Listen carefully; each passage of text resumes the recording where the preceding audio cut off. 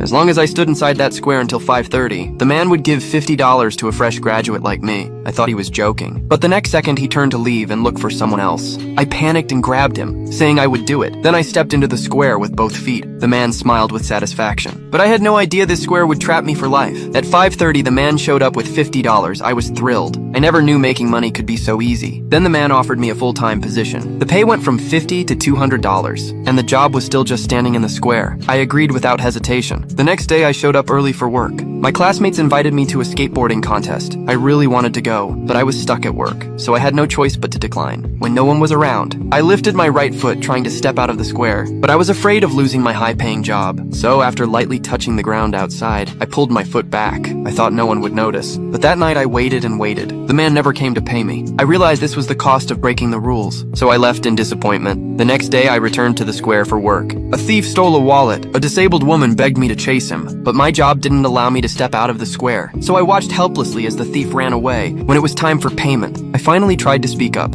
Excuse me, sir. What's that?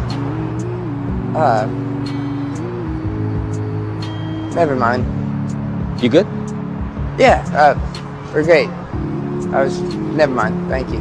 I wanted to say it, but standing before the man I didn't dare, yet I was always curious who he really was, so after he left, I secretly followed him downstairs. He stood in front of a mirror and started putting on makeup, then he put on a clown mask. I was stunned. Was he also pretending to be a clown to entertain others? But then I thought about myself. Maybe I was the real clown now. Day after day, the job continued. I grew into a middle-aged man, watching a kid skate down the street. I couldn't help remembering who I used to be, but now I was trapped in this cage. When the man came to pay me, I wasn't excited anymore, but my years of dedication earned his approval.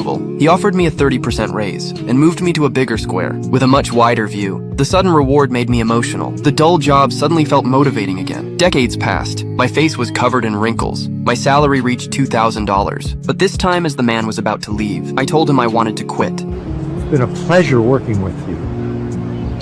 But I'd like to retire now if I could. It's been a pleasure working with you too. Only when I saw the white hairs on his neck did I realize my entire youth had already been sold to him.